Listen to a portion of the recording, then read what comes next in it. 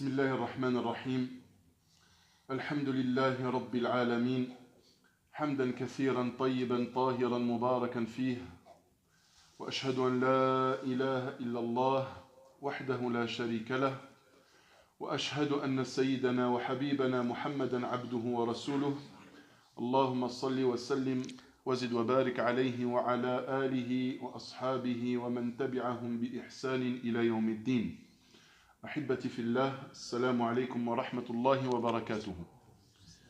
Avant tout, je vous souhaite la bienvenue, mes chers frères et sœurs, à cette série de conférences qu'on va mettre en place, Inch'Allah, pour essayer d'animer ce mois béni du mois de Ramadan. Et cette série de conférences, elle s'apparentera à une oasis dans laquelle on va se reposer, où notre âme va se reposer.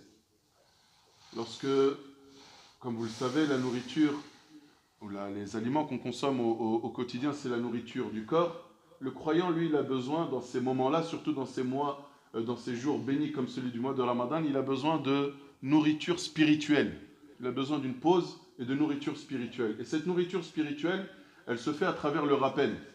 Allah tabaraka wa ta'ala nous dit dans le Coran « وَذَكِّرْ فَإِنَّ الذِّكْرَ تَنْفَعُ الْمُؤْمِنِينَ » تَنْفَعُ الْمُؤْمِنِينَ. Et rappelle, parce que le rappel profite aux croyants. Et on le voit, subhanallah, durant ce mois de Ramadan, on est plus à même à être à l'écoute du rappel. Pourquoi? Parce que c'est un mois, encore une fois, durant lequel Allah tabaraka wa ta'ala enchaîne les shayatin, durant lequel les portes de l'enfer sont fermées, durant lequel afwan, les portes du paradis sont grandes ouvertes, etc., etc. Et tout ça, justement, c'est tout un cocktail qui permet aux croyants justement de se donner tous les moyens d'être réceptifs à toute forme de rappel durant ce mois de Ramadan. Et cette série de conférences, on a voulu l'appeler « En attendant notre première joie ». Alors je m'étais amusé à poser la question à certaines personnes, à savoir est-ce qu'elles avaient compris ce titre. Certaines personnes avaient compris, d'autres n'avaient pas compris. Et moi je vous demande, est-ce que vous avez compris qu'est-ce qu'on voulait dire par « en attendant notre première joie ». Personne? L'heure du iftar? Ben oui, tout simplement. D'accord? C'est en attendant notre première joie, comme vous le savez, le prophète alayhi salatu wassalam nous dit dans le sens d'un hadith, d'accord? Le jeûneur se réjouira de deux joies. Une première joie, lorsqu'il rompra son jeûne.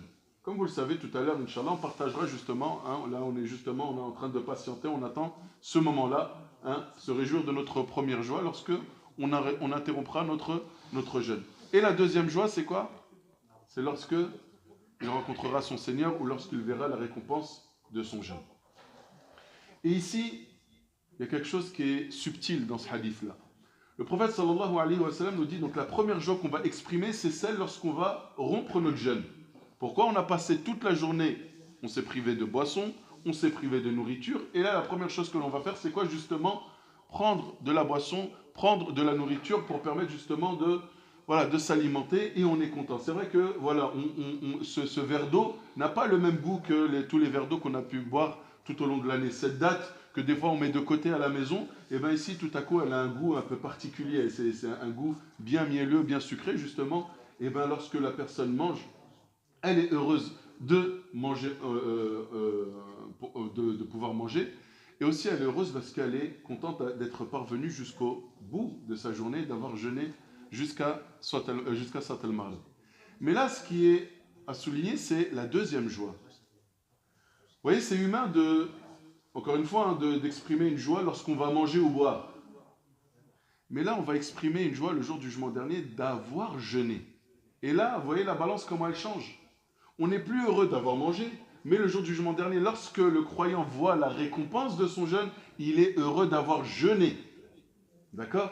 Et regardez ici la subtilité. Et ça nous montre quoi? L'importance, encore une fois, et le mérite, encore une fois, de cet acte d'adoration qui est si particulier, qui est le jeûne. Un acte d'adoration qu'Allah tabaraka wa ta'ala aime. Et avant tout, on se doit d'être très reconnaissant. Reconnaissant envers Allah tabaraka wa ta'ala, parce que comme vous le savez, on l'avait rappelé il y a 2 semaines, nos pieux prédécesseurs avaient cette habitude pendant près de 6 mois, avant l'arrivée de Ramadan, qu'est-ce qu'ils faisaient? Ils invoquaient Allah tabaraka wa ta'ala implorant Allah tabaraka wa ta'ala de leur faire parvenir Ramadan. Et là, on est en plein dedans. Et c'est ce qu'on a fait il y a 2 semaines. C'est ce qu'on disait, on a parmi nos invocations et parmi nos espérances, c'était de pouvoir atteindre ce mois béni de Ramadan. Et là, on y est. Et là, on y est. Alors, c'est pourquoi faire? Est-ce que le but, lorsqu'on invoquait Allah tabaraka wa ta'ala, ou le but qu'avaient nos pieux prédécesseurs lorsqu'ils invoquaient Allah tabaraka wa ta'ala de les faire parvenir à Ramadan, c'était juste pour être présent, c'est tout? Non, encore une fois, c'est pour profiter au maximum de ce mois béni, à travers le jeûne, à travers le qiyamul layl, etc. Et là, j'ai envie qu'on prenne de sérieuses résolutions. Qu'on se dise, et si on jeûnait une fois pour toutes? Sérieusement cette fois-ci. Et si ce mois de Ramadan, on en profitait au maximum? Si on faisait en sorte de ne rien laisser passer. Parce que vous le savez que Allah tabaraka wa ta'ala, s'il a rendu obligatoire ce jeûne durant ce mois, ce n'est pas pour rien. Il y a un but derrière, il y a un réel but que chacun d'entre nous doit atteindre. C'est justement atteindre la piété. C'est de s'améliorer. C'est que cette relation avec Allah tabaraka wa ta'ala change. Et qu'elle s'améliore. D'un côté, œuvrer en bien en multipliant les actes d'adoration. Et de l'autre côté aussi quoi? S'éloigner au maximum de nos mauvaises habitudes, de nos mauvais penchants, de nos péchés, de nos défauts, etc., etc. Donc ce mois de Ramadan, il a vraiment un objectif. Et chacun d'entre nous, on doit essayer de garder au maximum en tête cette idée que le mois de Ramadan n'est pas seulement un mois durant on doit être présent et on doit être témoin de tout ce qui se fait, qui se dit ou qui se passe. C'est que c'est un mois durant que je dois vraiment, vraiment, vraiment saisir. C'est une occasion que je dois saisir afin d'atteindre cet objectif qui est la piété. Encore une fois, on ne sait pas si on va pouvoir jeûner le Ramadan l'année prochaine. Le Ramadan 1440, on ne sait pas si on fera partie des vivants. Donc nous, le seul Ramadan qu'on a entre les mains, c'est celui-là. C'est celui-là. Et là, aujourd'hui, c'est déjà 2 jours. Et comme vous le savez, on peut le constater aujourd'hui, c'est que le temps passe tellement vite, les jours défilent à une vitesse qui des fois est complètement affolante. Mais c'est une réalité. Et quand on prend tout ça en conscience, et lorsqu'on comprend tout ça, il faut qu'on se dise, et si à partir d'aujourd'hui, je jeûnais sérieusement? Beaucoup, encore une fois, ont tendance à faire du mois de Ramadan un héritage culturel. Comme si on héritait ça de nos parents, comme si on héritait ça d'une certaine culture. D'ailleurs, il suffit juste de voir que pendant le mois de Ramadan, il y a certains plats qu'on ne fait jamais le reste de l'année, et c'est que pendant Ramadan qu'on le fait. Parce qu'on a l'impression que c'est quelque chose de culturel, c'est événementiel. Non, le mois de Ramadan, c'est une saison bénie, c'est un mois béni, durant lequel le croyant, Allah tabaraka wa ta'ala, offre aux croyants sur un plateau en or tous les moyens de devenir meilleur et d'être agréé auprès de lui, tabaraka wa ta'ala. Donc le mois de Ramadan, il ne faut pas faire de ce mois de Ramadan, encore une fois, juste un héritage culturel, c'est événementiel, c'est du folklore, ça tourne autour de telle ou telle pratique culturelle, etc. Non, pas du tout. Ça doit être vraiment un mois durant lequel on se connecte au maximum à notre Créateur, Allah tabaraka wa ta'ala. Beaucoup d'entre nous, malheureusement, l'objectif aujourd'hui ou le souci qu'ils ont au quotidien, c'est qu'est-ce que je vais manger? Qu'est-ce que je vais manger ce soir? Qu'est-ce qu'il y aura à manger pour le Maghreb? Pour la rupture du jeûne? Qu'est-ce que mon épouse m'a préparé ou ma mère m'a préparé, etc., etc. Alors qu'encore une fois, on doit garder en tête l'objectif et le seul souci qu'on doit avoir, c'est à la fin de la journée, c'est est-ce que ma journée a été acceptée? Même si je dois rompre mon jeûne qu'avec un verre d'eau et me contenter, me suffire de cela, alhamdulillah, si je sais qu'à côté de ça, j'ai fait le maximum pour que ma journée soit acceptée. Mais si j'ai fait n'importe quoi durant ma journée, j'ai été insouciant, j'ai été désobéissant, et que le soir je peux rompre mon jeûne avec n'importe quel festin, cela malheureusement ce sera au contraire une preuve que notre objectif n'a pas été atteint. Alors, Inch'Allah, ce que je vais essayer de développer, c'est juste certaines choses, certains actes qu'il faudra éviter au maximum pendant le mois de Ramadan. Quand on va dire éviter, ça ne veut pas dire que ça va annuler notre jeûne, d'accord? C'est juste que ce sont des choses qui vont malheureusement venir amoindrir la récompense de ce jeûne. Le prophète sallallahu alayhi wa sallam nous le dit, par exemple, à titre d'exemple, lorsqu'il nous dit, alayhi salatu wa sallam, celui qui jeûne et qui ne met pas de côté, qui ne délaisse pas le propos mensonger ou tout ce qui se rapporte au mensonge, Allah n'a que faire qu'il se prive de boissons et de nourriture. Ici, on voit bien que, au-delà du fait de se priver de boissons et de nourriture, il y a une attitude et un comportement à avoir. Ici, le prophète sallam nous parle de quoi? Du fait de dire de mentir ou de toute chose qui se rapporte au mensonge. Ou le prophète sallallahu alayhi wa sallam nous dit dans un autre hadith qui devrait nous interpeller, il nous dit, il se peut qu'un jeûneur n'ait au final de récompense dans son jeûne que le fait d'avoir enduré la faim et la soif. C'est-à-dire, à côté de ça, il n'y a rien du tout. Et il se peut qu'une personne qui prie le soir n'ait comme récompense que le fait d'avoir veillé. C'est-à-dire que même ces prières nocturnes qu'il a fait, au final, c'est rien du tout, c'est compté juste comme une veillée, même pas comme Qiyamul Layl. Et le prophète sallallahu alayhi wa sallam, dans un autre hadith, il nous dit aussi, et lorsque l'un d'entre vous jeûne, si jamais on lui tenait des propos obscènes ou qu'on l'agressait, alors qu'il dise, je jeûne. Je suis en état de jeûne. Pourquoi? Parce que justement, cet état de jeûne, normalement, il doit être accompagné d'une attitude et d'un comportement qui est en relation avec ce jeûne. Un exemple. Vous savez que lorsqu'on fait la prière, il y a des choses qui annulent la prière. Mais il y a des choses qu'on ne doit pas faire pendant la prière. Ça ne va pas les annuler, mais ce sont des choses qui vont malheureusement amoindrir la récompense. Par exemple, lorsqu'on fait la prière, on n'a pas le droit de se retourner. Ça ne va pas annuler la prière, mais ce sont ce qu'on appelle makruhat. C'est-à-dire que si je me retourne à droite à gauche, ou si je commence à lever les yeux, ou si je commence à claquer mes doigts pendant que je fais salat, etc., ce sont des choses qui ne vont pas annuler ma prière en tant que telle, mais qui m'indiquent ici que je ne suis pas concentré. Lorsqu'on regarde quelqu'un qui est en train de prier et qui est en train de regarder à droite, à gauche, en haut, qui ferme les yeux, qui claque ses doigts, etc., toutes ces choses-là, ben ça nous indique quoi? Que cette personne-là, même si elle est en train de faire un acte d'adoration, eh ben elle n'est pas du tout dans son acte d'adoration. Sinon, elle ne se retournerait pas. Quelqu'un qui est concentré dans sa prière, qu'est-ce qu'il fait? Il est en train de fixer le sol, il garde son regard, il fixe son regard sur le sol, et il reste ainsi, et lorsqu'on l'observe, on se dit, lui, il est en train de prier. Lui, il est en train d'adorer son Seigneur. Et même si la prière, comme vous le savez, elle a un début, elle a une fin. Le début, c'est lorsque je rentre en prière, takbir al-ihram. La fin, c'est lorsque je vais dire assalamu alaikum. Et bien le jeûne, lui aussi, il a un début et une fin. Le début, c'est tulu al-fajr, d'accord, le lever de l'aube.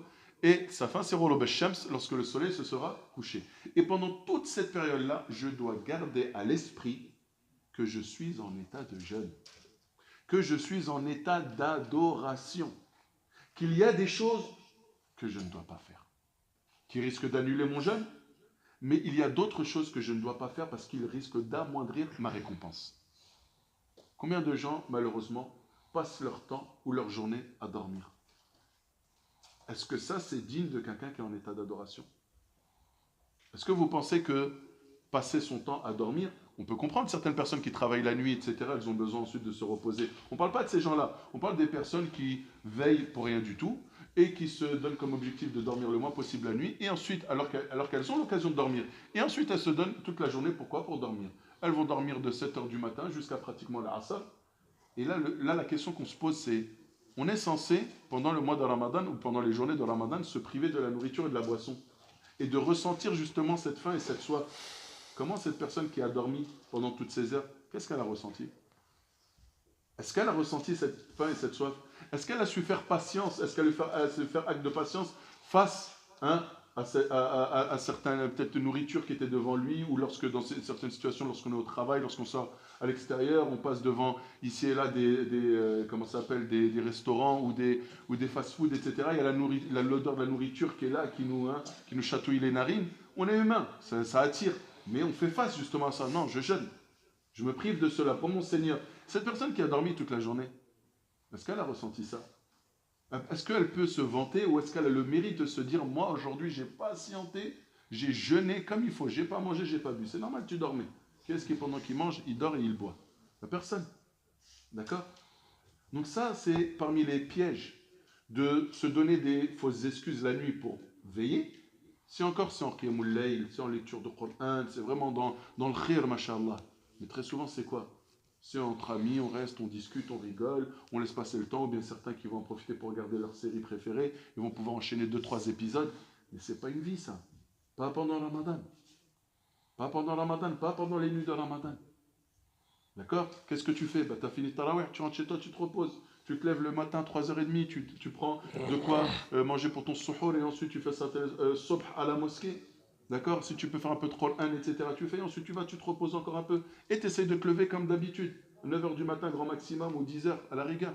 Mais c'est tout. Et le reste de la journée, t'endures cette faim et cette soif. D'accord? Ça, ce sont des choses qui, malheureusement, amoindrissent les récompenses pendant le jeûne. Autre chose, c'est trop parler. Trop parler. Encore une fois, lorsqu'on jeûne notre journée entière, on est en état d'adoration. Il faut s'imaginer que là, comme quand je suis en prière, je dis Allahu Akbar, je rentre en état d'adoration, certaines choses me sont interdites et d'autres déconseillées jusqu'à ce que je fasse le salam. De la même manière, lorsque le matin, d'accord, il y a eu l'adhan de Salat al-Fajr, jusqu'au Maghrib, je suis en état d'adoration. Et là, parmi les choses qui ne conviennent pas à quelqu'un qui jeûne, c'est de trop parler. Trop parler. Quand je dis trop parler, c'est pour rien. Pour rien. Parler, pour rigoler, pour perdre son temps, occuper le temps, alors qu'il y a 1000 choses à faire pendant ce temps-là. Qu'est-ce que tu peux faire? Tu peux faire du dhikr. Tu peux lire du Coran. Il y en a vont me dire, je ne sais pas lire le Coran. Bah, écoute-le au moins et lis la traduction à côté pour essayer de comprendre les paroles de ton Seigneur. Tu ne peux pas le lire ou l'écouter. Fais du dhikr. Répète au moins ces formules plutôt que parler et de raconter tout et n'importe quoi. Essaye de répéter plusieurs fois ces formules. Subhanallah, Alhamdulillah, La ilaha illallah, Allahu Akbar, etc. etc. D'accord? Ces formules-là, qui demandent très peu d'énergie, hein, quasiment pas du tout, seront beaucoup plus profitables que n'importe quelle conversation. Pour au final, c'est du verbiage, c'est-à-dire on a parlé pour parler. Au final, il n'y a rien. Combien de fois on a parlé, et lorsque tu fais la synthèse de cette discussion, ou lorsque tu prends une conclusion, tu te rends compte qu'en fait, on a parlé pour rien. On ne s'est rien dit. Il n'y a pas eu d'échange en réalité. Il y a juste du blabla. D'accord? Mais pendant le Ramadan, ça justement, il faut mettre un frein. Déjà en temps normal, il faut éviter, mais pendant le Ramadan, ça faut vraiment, vraiment mettre un frein. Se dire non. Si je parle, on a le droit de parler, on a le droit de plaisanter entre nous, etc. Mais que ça reste toujours de manière qui soit bien limitée. Bien limitée. D'accord? Donc ça, le fait de trop parler, etc., il faut faire attention. Parmi les choses aussi, c'est le regard. Ce regard. D'accord? Encore une fois, hein, on rappelle que le but de ce mois béni, du mois de Ramadan, c'est d'atteindre la piété.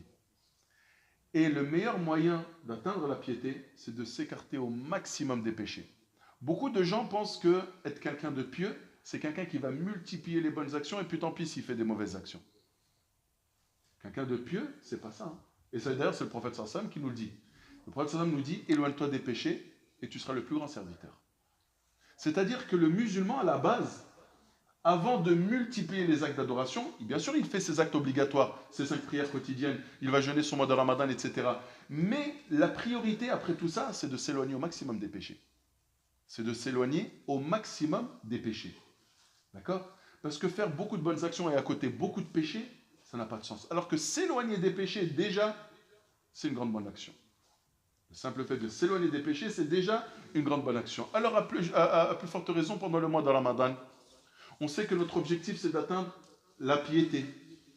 Et que cette piété, pour l'atteindre, il faut s'éloigner au maximum des péchés. Et malheureusement, parmi les péchés qui sont devenus de routine, c'est le regard. C'est le regard. Je sais, on n'est pas aidé avec cette saison estivale et les gens qui, malheureusement, ne s'habillent pratiquement plus. On n'est pas aidé à ce niveau-là. Mais nous, ce qui nous est demandé, c'est de baisser le regard. D'accord? Bien sûr, ces gens-là, on les appelle à la pudeur. Bien sûr, ces gens-là, on les appelle à la vertu, etc. Mais nous, notre première responsabilité à nous, c'est quoi? C'est de baisser le regard. Tu ne peux pas justifier sous prétexte que tu as regardé des choses haram, une chose que tu ne devais pas regarder. Oui, mais c'est pas moi, c'est eux aussi, elle aussi regarde comment elle s'habille, etc. Ça, c'est son problème. Toi, ton problème, c'est de baisser le regard d'abord. Et ça, malheureusement, on a tendance à justifier nos péchés par les manquements des autres. Non, ton péché, il justifie juste parce que tu es un pécheur. D'accord? Et que c'est que tu dois faire un effort dessus. Même si je sais, encore une fois, on reconnaît que c'est pas évident. C'est pas évident, on ne nous aide pas à ce niveau-là, mais encore, à plus forte raison, ici, il faut redoubler d'efforts. Et ça, malheureusement, le regard, on a tendance à le laisser aller ici et là. Que ce soit dans la rue, que ce soit à la télévision, que ce soit sur nos téléphones, etc. Il y a des gens qui aiment bien voir des séries d'aventures, etc. Et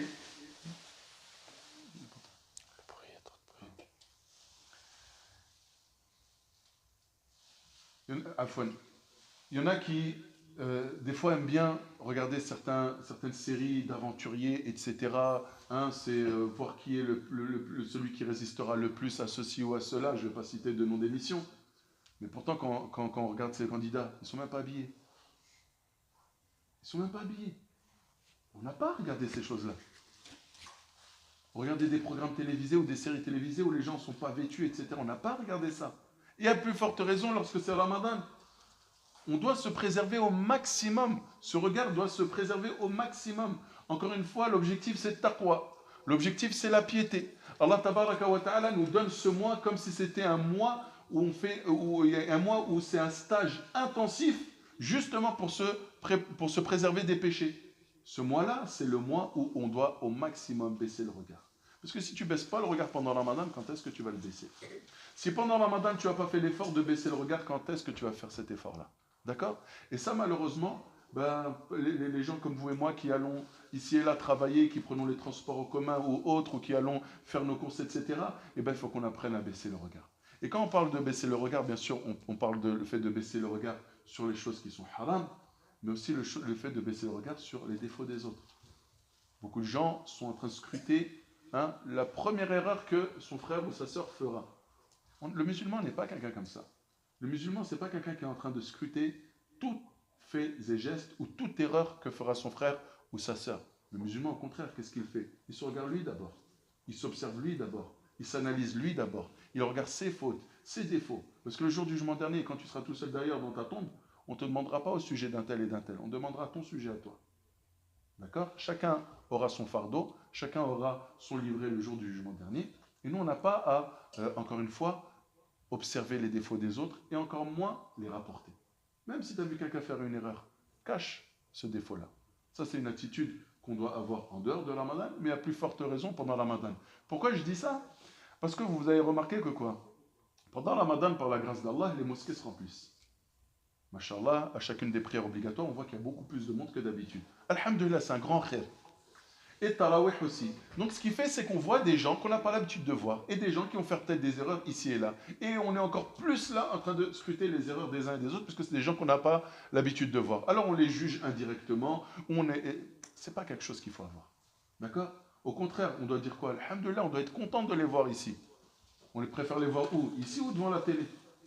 On préfère voir nos frères et sœurs à la mosquée en train d'adorer leur Seigneur, ou chez eux en train de regarder la télé, ou encore pire, à l'extérieur ou dans d'autres endroits qui sont complètement à éviter. Non, le musulman, au contraire, il est content, il est fier, il est heureux. Il sent cette communauté, qui est la force de cette communauté lorsqu'il voit tout ce monde qui est là. D'accord? Donc ici, encore une fois, il faut apprendre à baisser le regard sur les défauts des autres, sur les erreurs des autres. Il y en a qui, Masakin, ils ne savent pas. Hein. Il y en a des fois, ils font des erreurs, c'est pas parce qu'ils font exprès, ils ne savent pas. D'accord? Leur trouver des excuses. Mais ici, encore une fois, ce genre d'attitude ou de comportement qu'on peut avoir pendant la journée de jeûne, ce sont des attitudes ou des comportements qui, malheureusement, ici et là, peuvent nous faire amoindrir la récompense auprès d'Allah subhanahu wa ta'ala. Et parmi les choses, et ça sera, Inch'Allah, et là par contre c'est plutôt les recommandations, au maximum, durant vos journées de jeûne, Inch'Allah, on a parlé du fait de ne pas parler beaucoup, mais essayez, encore une fois, de faire un maximum de dhikr. Essayez de faire un maximum de dhikr. C'est-à-dire, il ne faut pas compter, il faut y aller, il ne faut pas s'arrêter. On répète Subhanallah, Subhanallah, Subhanallah, on ne compte pas. On ne compte pas, est-ce que j'en ai fait 100, j'en ai fait 200, j'en ai fait 1000, même si bien sûr ici le prophète nous donne certaines récompenses qui s'attachent à un certain nombre de formules répétées, mais là on y va. Comme Allah nous dit dans le Coran. Évoquer Allah de manière abondante, sans arrêt, sans compter. D'accord? Nous c'est comme ça qu'on doit être pendant le mois de Ramadan. Au maximum, au maximum, au maximum. Et bien sûr le meilleur des rappels c'est la lecture du Coran. Inch'Allah on aura l'occasion d'en rediscuter. والله سبحانه وتعالى أعلم. Je vais laisser la parole à mon frère Nader. سبحانك اللهم وبحمدك أشهد أن لا إله إلا أنت أستغفرك وأتوب إليك.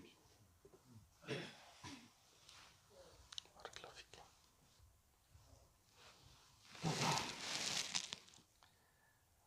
الحمد لله رب العالمين والعاقبة للمتقين ولا عدوان إلا على الظالمين وأشهد أن لا إله إلا الله وحده لا شريك له ولي الصالحين وأشهد أن محمدا عبده ورسوله وصفيه من خلقه وخليله سيد الأولين والآخرين اللهم صل عليه وعلى آله وصحبه ومن اتبعهم بإحسان إلى يوم الدين أما بعد. Mes frères et sœurs, on est nombreux à être très soucieux de bien faire les choses pendant Ramadan. Et tabarakallah la quwwata illa billah, ces dernières années, on a vu énormément de gens, je parle en particulier de notre jeunesse, qui sont revenus vers Allah. Un grand nombre d'entre eux aujourd'hui ont comme souci de suivre les traces du prophète alayhi salatu wassalam, de ses compagnons et des meilleures générations, celles des tabi'in et atba'i tabi'in. Et ça, c'est quelque chose de très louable. C'est quelque chose qui nous réjouit le cœur. Mais le souci, c'est quand on regarde la théorie fixée et la pratique de certains, on se dit, il y a un vrai décalage. Donc ensemble, en ces quelques minutes, Inch'Allah, on va essayer de regarder comment est-ce qu'ils étaient nos ancêtres pendant Ramadan. Donc vous allez entendre énormément de petites histoires sur la manière dont nos pieux prédécesseurs adoraient Allah Tabaraka wa Ta'ala pendant Ramadan. Et Wallahi al-Azim, c'est impressionnant. Wallahi, c'est impressionnant. Aujourd'hui, comme l'a souligné mon bien-aimé Akhi Ridwan, Ramadan, c'est un mois où on pense surtout à des bons plats, aux invitations, à aller de tarawih, ça ok, on va mettre quand même inclure des ibadat, tarawih. Aussi, on va penser à ouvrir un petit peu le Coran. Mais on remarquera que beaucoup d'entre nous n'ont pas de réel objectif pendant Ramadan. L'objectif que chacun d'entre nous doit viser, c'est d'atteindre at-taqwa. Et pour atteindre at-taqwa, il y a du boulot. Il y a du boulot. Pour pouvoir se maîtriser, avoir l'autocontrôle de sa personne, ça demande du travail.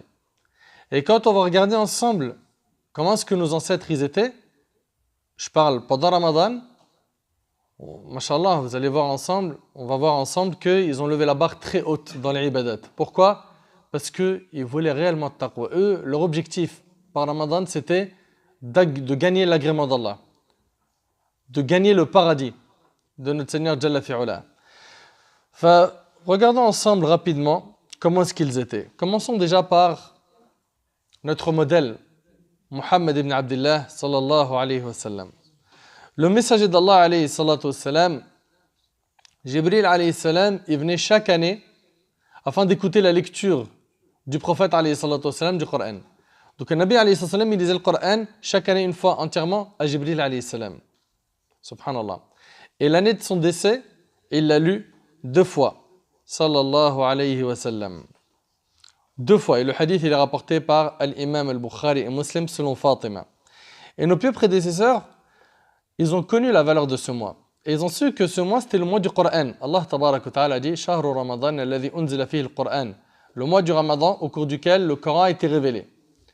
Et il a été révélé quand? Pendant la nuit du destin. « Inna anzalnahu fi laylatil qadr » n'est-ce pas? Allah ta'ala l'a révélé la nuit du destin. Donc c'est au cours d'une parmi les nuits impaires des 10 derniers jours de Ramadan qu'Allah Azza wa Jal a révélé le Coran. Et ce mois donc, c'est le mois du Coran. C'est le mois où on est censé mettre beaucoup d'énergie dans la lecture, la méditation, la mise en pratique du Coran. C'est le mois où le Coran doit avoir des effets positifs sur nos cœurs. Et pas comme chaque année où on va se mettre derrière l'imam, il récite Tarawih, on ne ressent rien, il fait des du'as, on pleure tous. On pleure plus pour la parole de l'imam que la parole d'Allah. C'est impressionnant. Regardons ensemble comment est-ce qu'ils étaient. Eux, quand Ramadan entrait, c'était pour eux une saison à optimiser. Pour certains d'entre nous, c'est une gêne. Comment je vais faire pour tuer ce temps rapidement et classer ce dossier qui s'appelle Ramadan? Alors, pour ceux qui veulent tuer leur temps, c'est facile. Ils dorment dès qu'ils ont du temps libre. Ceux qui veulent optimiser leur temps, c'est le contraire. Ils ont le Coran ouvert et ils profitent un maximum des ibadat. L'imam Malik, rahimahullah, quand le jeûne du mois du Ramadan il venait, il délaissait toutes les assemblées de sciences. Il arrêtait les cours. Personne pourrait se dire, pourquoi mon frère, toi et Redouane et d'autres imams, d'autres prêcheurs, pourquoi vous faites des cours pendant Ramadan? L'imam Malik lui-même, il ne le faisait pas. Alors, ce qui serait bien, Ahbab al-Kiram, c'est que chaque histoire qu'on entend, qu'on essaye de la remettre dans son contexte. Qu'on la remet dans son contexte. L'imam Malik, rahimahullah, à son époque, il y a énormément de savants. On est à l'époque de Atba' al-Tabi'in. C'est une période où il reste encore énormément de gens qui font du khir. Là, à notre époque, les choses ont beaucoup changé. À notre époque, les gens, malheureusement, se sont énormément éloignés d'Allah. Et c'est pendant Ramadan qu'ils reviennent dans les mosquées. Si les prêcheurs désertent les mosquées en suivant l'imam Malik, ces gens qui rentrent dans la mosquée que pendant Ramadan, qu'est-ce qu'ils vont écouter? Qui va les conseiller? Qui sera là pour les orienter?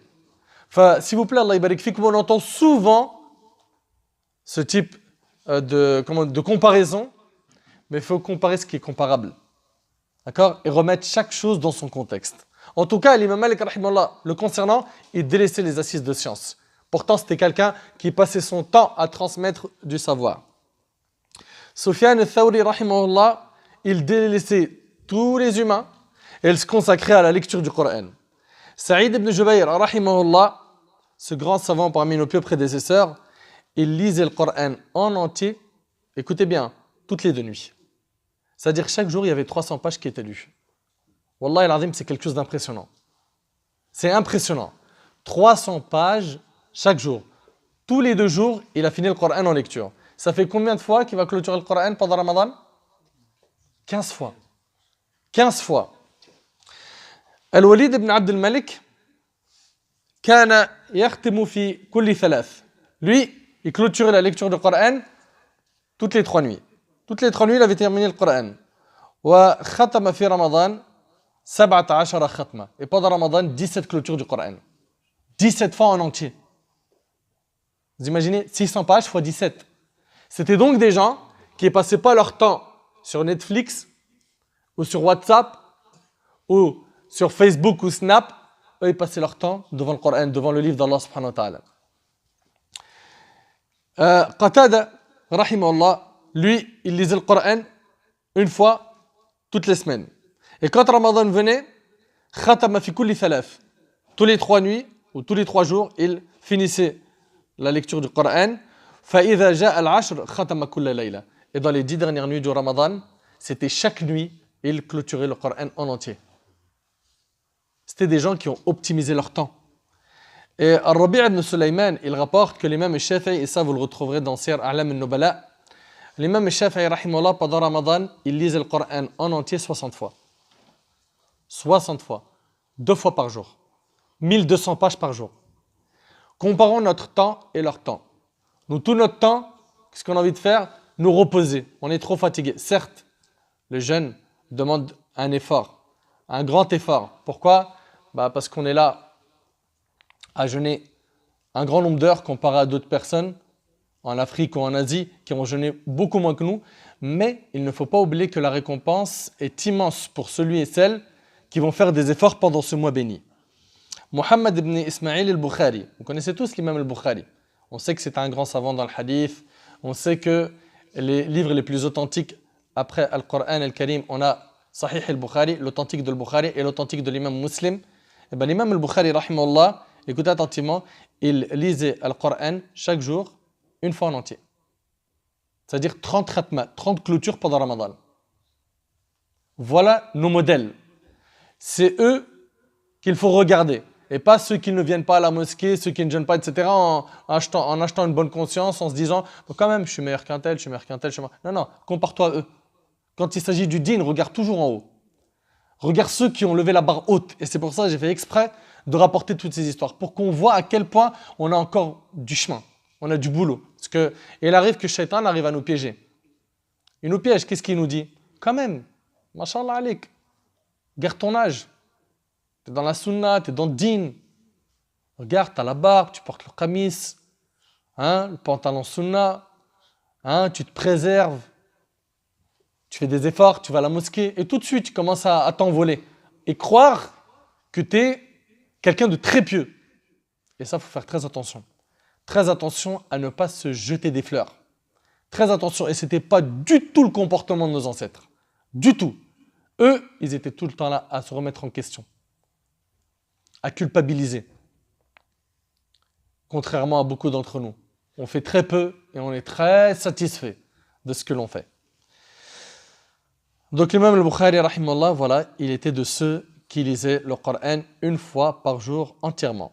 Ça, c'était concernant rapidement, j'ai bien dit rapidement, concernant la lecture du Coran. Concernant leur prière, car comme vous le savez, le prophète sallallahu alayhi wa sallam, il a dit Man qama Ramadan imanan wa ihtisaban ghufira lahu ma taqaddama min dhanbihi. Hadith d'Abi Huraira qui est rapporté par Bukhari et Muslim. Quiconque veille les nuits du Ramadan à faire quoi? À prier, poussé par l'espoir de la récompense. D'accord? Par sa foi, il est poussé par sa foi et l'espoir de la récompense, Allah lui pardonnera ses péchés. Allah lui pardonnera ses péchés. Donc c'est immense de prier pendant Ramadan. Et d'ailleurs, on le voit, hein, c'est souvent dans certains quartiers, dans certains endroits, une mode. Ils sont tous là pour Tarawih, absents pour le Fajr. N'est-ce pas? Donc, pour Tarawih, et de manière générale, bien sûr, il faut souder les prières obligatoires et après avoir une grande part dans les œuvres surrogatoires.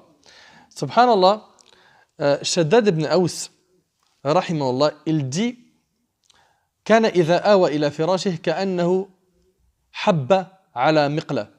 Quand il allait pour dormir, quand il allait donc pour se reposer, le moment qu'on apprécie le plus d'ailleurs, hein, quand on va dormir la nuit, eh ben on aurait dit un grain qui était posé sur une poêle et qu'on était en train de faire frire.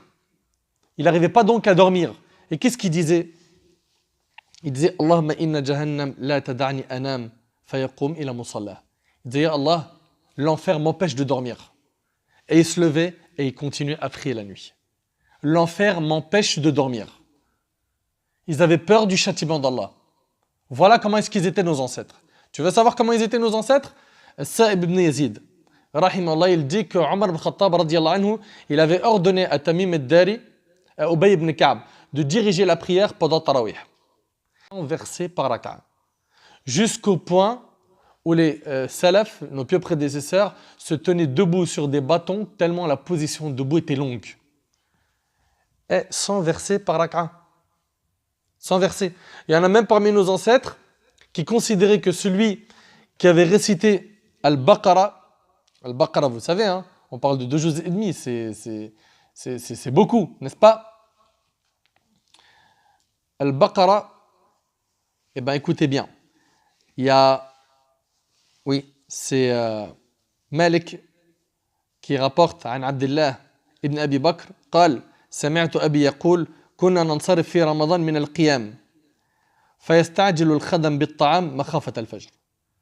Il se précipitait après avoir terminé le qiyam, la prière de nuit, à aller pour préparer de quoi manger pour le repas de fin de nuit, car le fajr était très proche.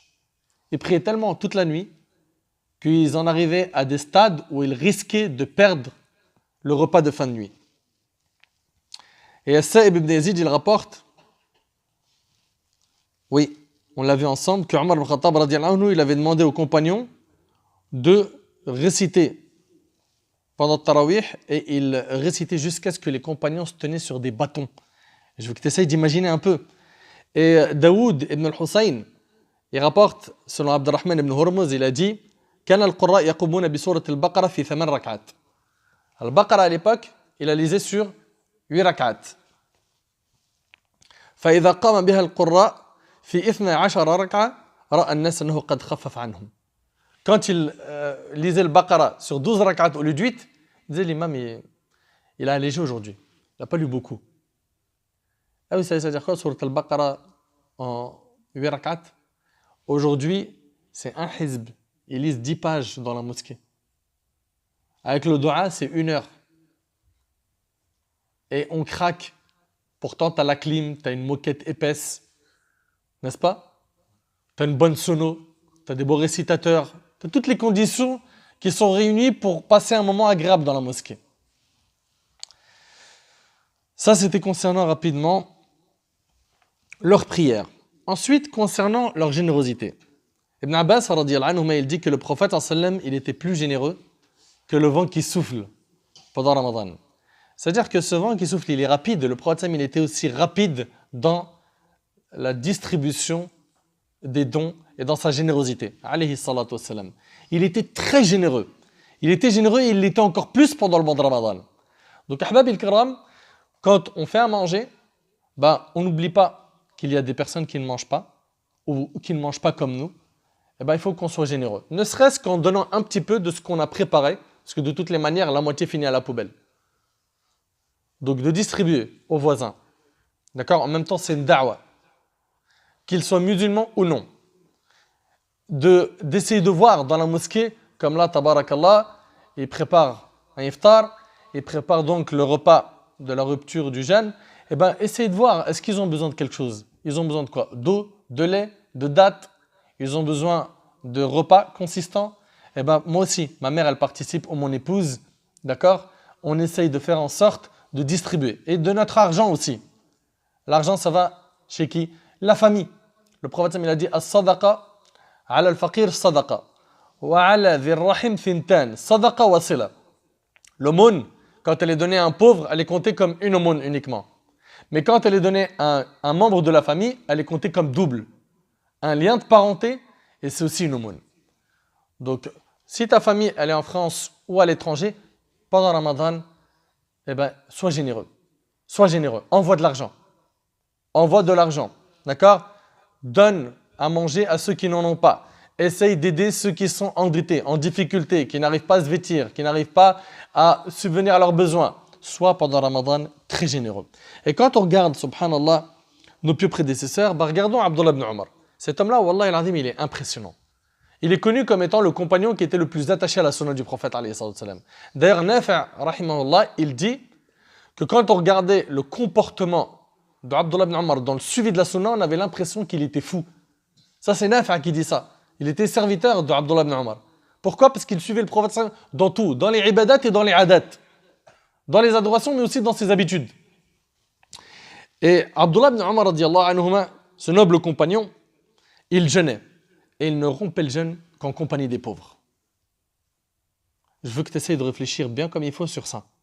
Il ne rompait son jeûne qu'en compagnie des pauvres. Et si sa famille l'en empêchait, il se privait de manger cette nuit. Si on l'en empêchait de manger avec les pauvres, il disait « je ne mange pas ». Et il dormait sans avoir rompu son jeûne. Allahu Akbar. Il y a un monde entre nous et eux. Et quand quelqu'un venait lui demander aumône, il prenait sa part de nourriture et il la donnait aux pauvres. Il lui donnait.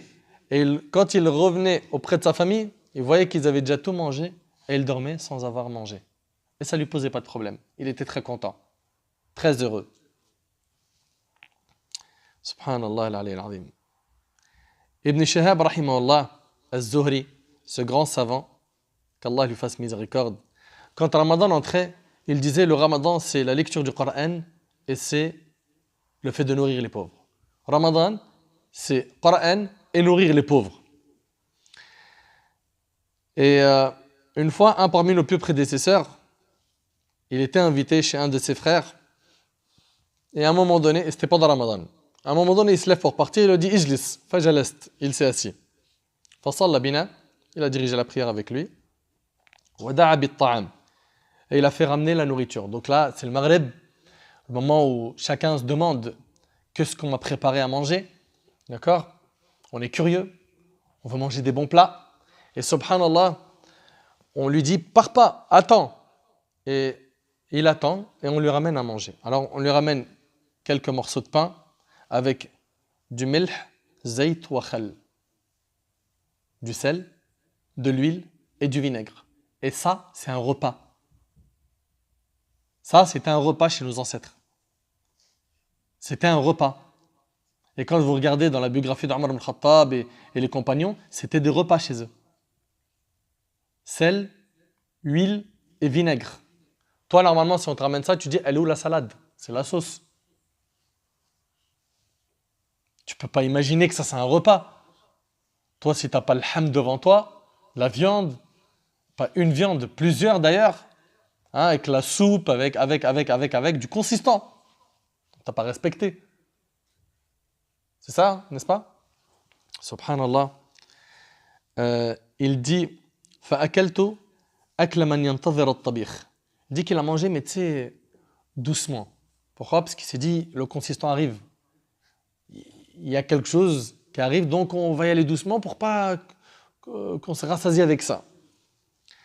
Et là, celui qui l'a invité lui a dit Alam takun sa'ima? Tu jeûnais pas?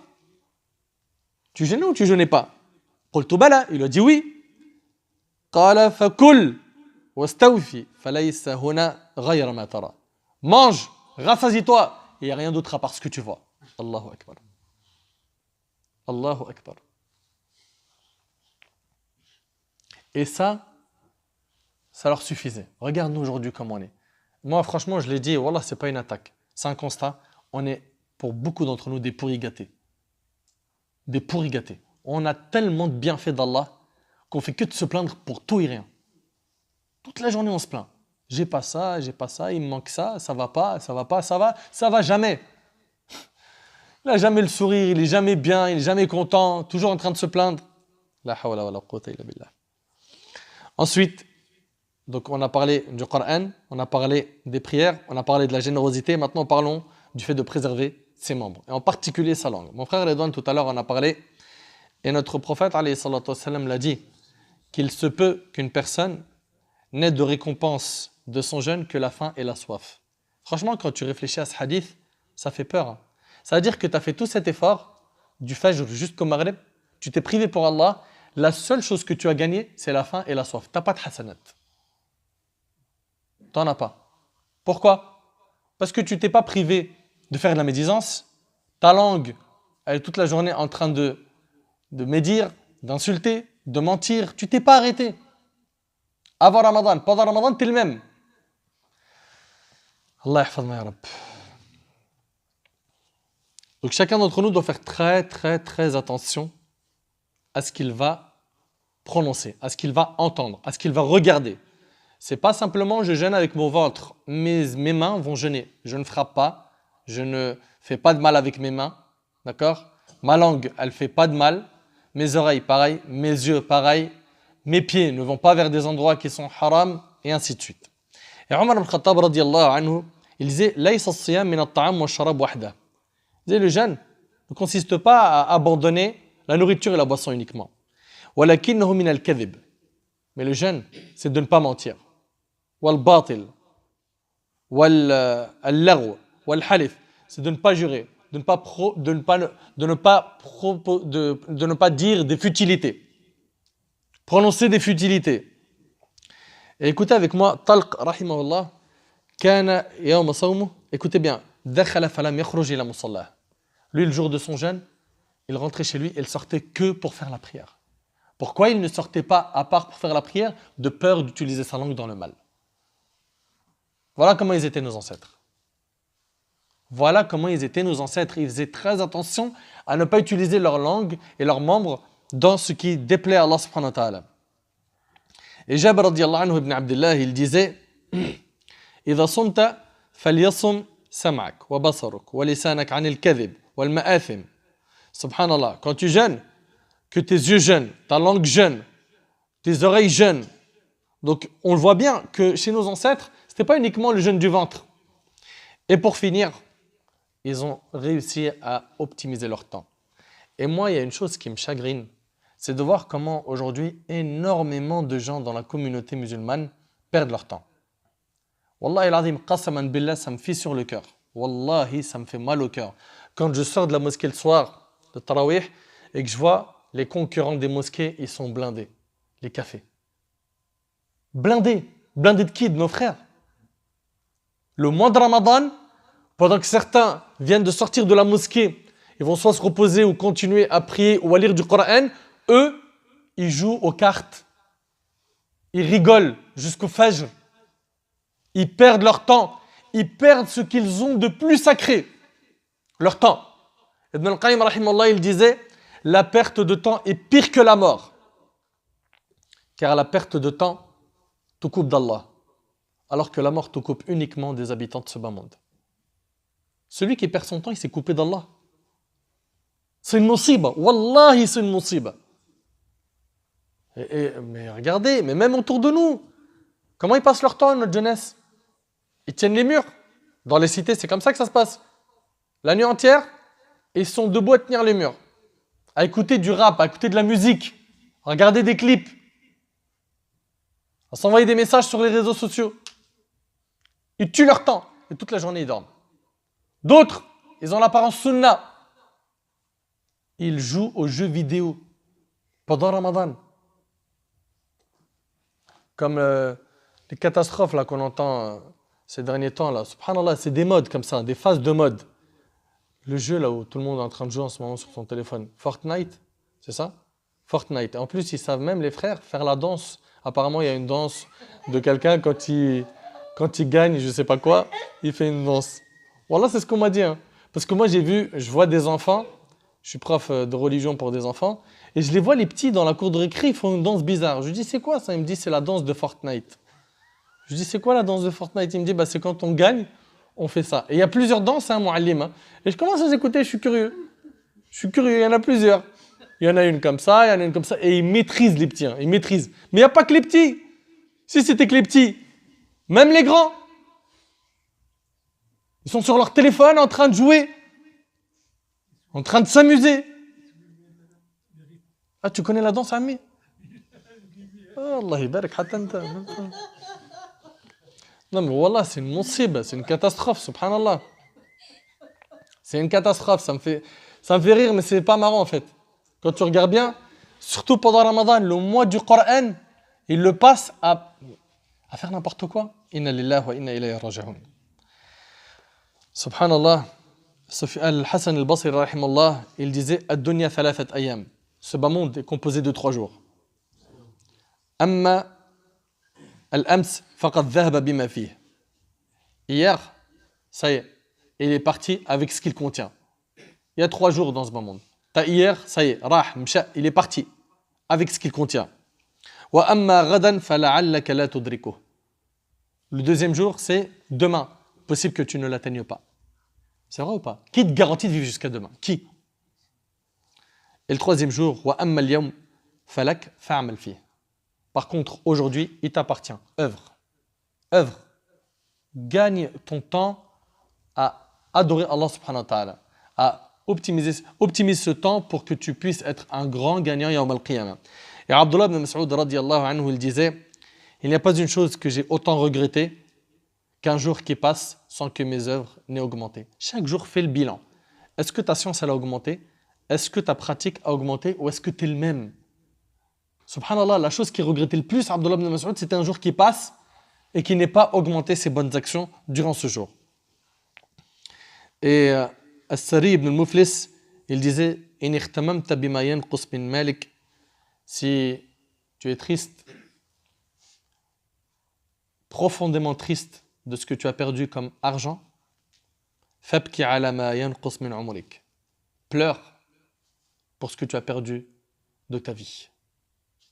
Ce sont des années qui se sont écoulées et il n'y aura pas de marche arrière. Donc, alhamdulillah, Allah tabarak wa ta'ala, il nous a accordé cette immense faveur. Nous sommes en vie pendant Ramadan. Que ce jeûne soit accompli conformément à la sunna du prophète sallam et que chacun d'entre nous considère que c'est le dernier Ramadan qu'il va jeûner. Si tu places ça dans ta tête, tu vas faire très attention à ton temps. Et d'ailleurs, subhanallah, et c'est avec ça que je termine, si jamais l'ange de la mort, il venait et il disait, ce Ramadan-là, c'est ton dernier. Après celui-là, le jour de l'Eid, je prends ton âme. Billah alayk, comment tu vas être pendant tout ce mois-là? Comment tu vas être? Chacun sait très bien. Ça veut dire, il me reste tant de jours à vivre. Il n'y a plus le temps de penser à la dunya. Plus le temps de faire des péchés. Il n'y a plus le temps d'y penser. Il faut qu'on vive de cette manière-là. En considérant que c'est notre dernier mois. Et si aujourd'hui, nous sommes pendant le mois de Ramadan, n'est-ce pas? Si aujourd'hui, on ouvrait les tombes de ceux qui sont décédés, qui sont morts, et qu'ils avaient la possibilité de nous parler, de nous dire quel serait leur grand souhait, à votre avis, ça serait de nous rejoindre pour profiter de ce mois et de faire des adorations, ou de revenir à la dunya pour louer une grande villa avec piscine, jacuzzi, grosse voiture, et pouvoir se balader un peu partout et faire du tourisme. Fahbab il-Karam, on fait très attention à notre temps, car c'est ce qu'on a de plus précieux.